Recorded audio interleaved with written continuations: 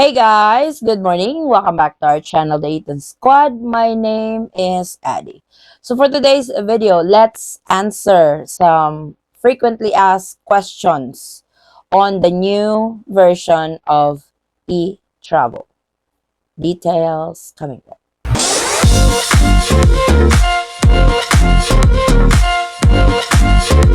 So since we have posted an update on this new version of Etravel, oh boy, we got a lot of inquiries and we pick 10 of the frequently asked question in the channel.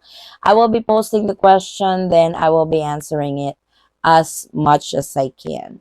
So this is in English. We also have a Tagalog version of this video. So please keep an eye because maybe one of your questions or inquiries are posted in this video, and hopefully with this video you guys will have more understanding on the new version of the Etravel, less on the confusion on this whole new Etravel update again. So let's start with the first question. I filled out all the info and paid over 106 American dollars. And then they sent me a new email. They probably want more money. And that's I'm not going to say that bad word that he posted in there. But Etravel, I have been saying this, I think, in every video that I upload. When it comes to Etravel, I have stated it over and over again that Etravel is 100% free. You shouldn't be paying anything for as long as you guys are doing it on the legitimate website, which is also posted in our description box. So I'm so sorry that you have been scammed. You paid $106 that you shouldn't have.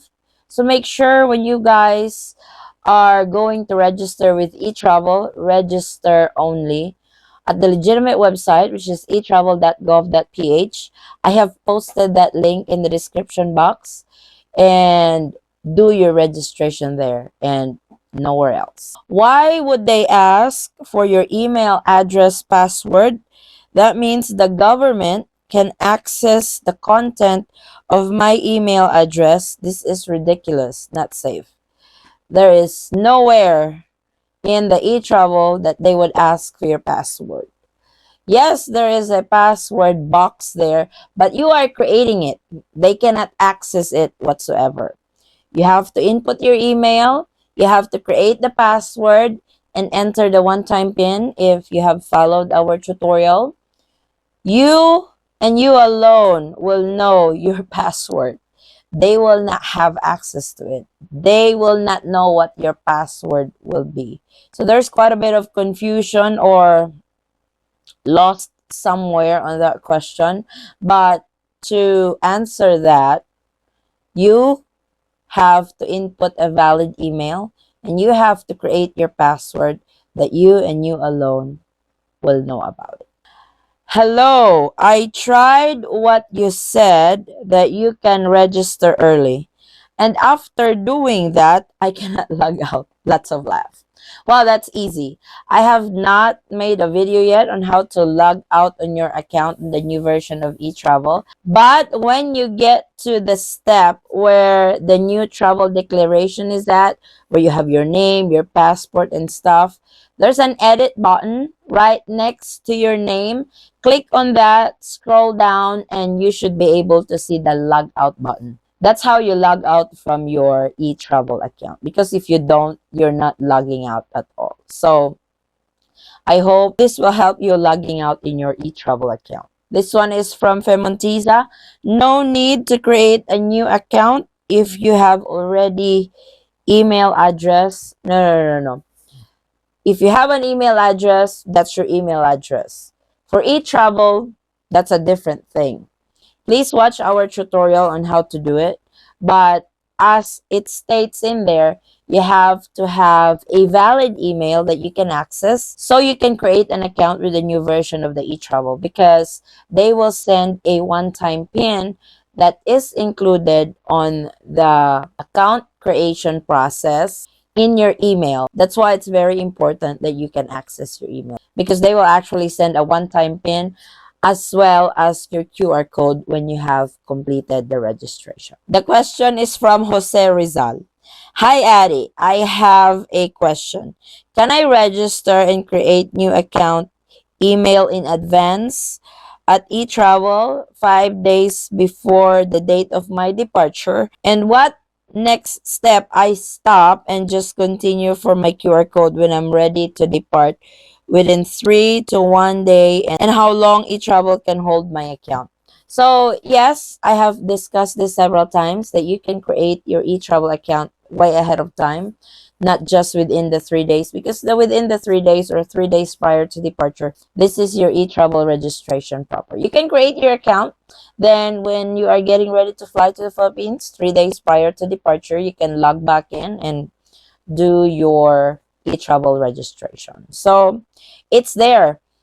When you ask how long they can hold your account, I'm not sure what you mean by how long they can hold your account, because it's your account. You can log back in, you can log out, and if you're getting ready to fly to the Philippines again, you can log back in and do your new travel declaration and all that stuff. So you have the access to the account once it's created. So you can go in and out anytime you want on the new version of eTravel. From Remedios, how about when you come back to the United States from the Philippines?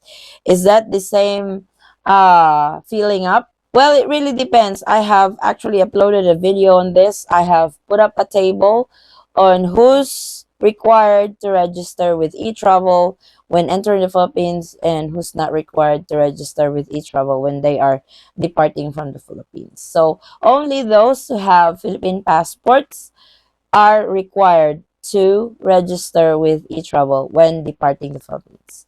If you are a foreign passport holder, you are not required to register with eTravel when you leave the Philippines. I created my eTravel account, however, I wasn't able to enter a phone number.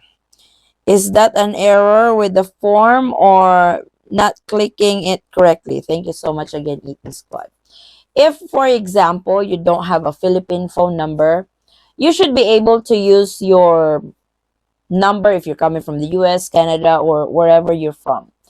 On the phone number box, you should be able to change the area code. It's not just automated as the Philippine phone number, because they're not really sending anything through your phone number. But like I said, it is not only for Philippine phone number. You can actually, for example, if you're coming from the US, just change the area code to the US and enter your phone number in there. So I hope that helps. But if you really want to input a Philippine number, you can also do it. If you know somebody, a relative or a friend in the Philippines that you can use their number so you can complete your e-travel registration, you can do that as well. Think it's really necessary to upload photo in this registration. All your info is on your passport. Isn't that enough, Philippine government?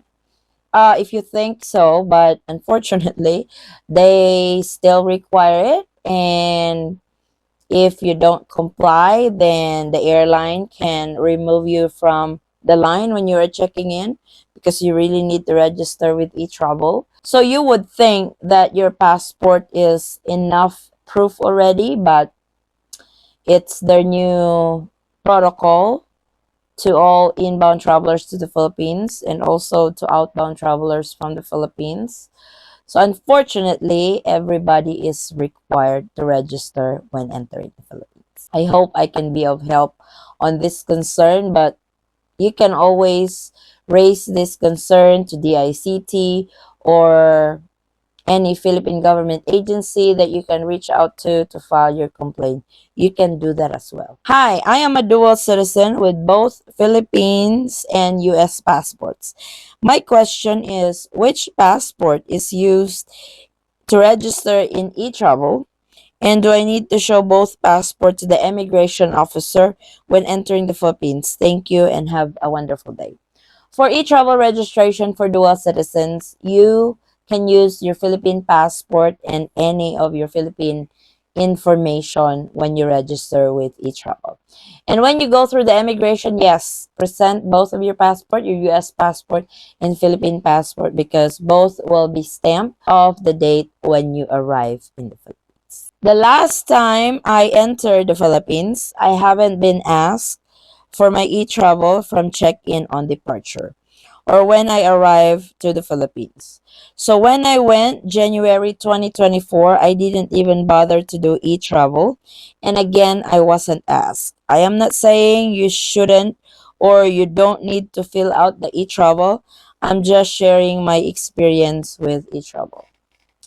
That's really odd because as I've heard with other travelers, but again, you are lucky that you were not asked. But when I say it's very odd, because I have received reports from recent travelers to the Philippines that those passengers who do not have e-travel and were standing in line were pulled out of line when known that they don't have e-travel registration. You are pulled out of line, you have to register with e-travel, then come back again and do your check-in process. So with that information that you have shared, you are lucky because you were not asked, that you were not pulled out of line and stuff. So I don't know what went wrong in there, or I'm not sure if that's a good thing or a bad thing, but I still highly suggest to register with eTravel 3 days prior to your departure, because this is required by the Philippine government to all inbound travelers to the Philippines. So these are 10 frequently asked questions so far in the channel on the newest version of e-travel registration. And for sure, we will receive more questions to it, and we will for sure answer those in our future videos. But hopefully, if your questions were in here, I'm hoping that I was able to answer them and put some clarifications on your concerns. And hopefully, with these guidelines, you guys are able to do e-travel better now and easier. And hopefully, you guys will have hassle-free and stress-free travel to the Philippines. So this is our latest travel updates to the Philippines. Thank you guys so much for watching. If you have any questions, concerns, or inquiries with regards to this video or in any of our travel related videos, please comment it down below and I will try to get back to you guys as soon as I can. Or you can direct message me in our Facebook page, same handle, the Eaton Squad. Again, guys, thank you so much for the continued support and trust to our channel and to our family. Hope to see you on our next travel update. Stay safe, stay healthy, and God bless everyone.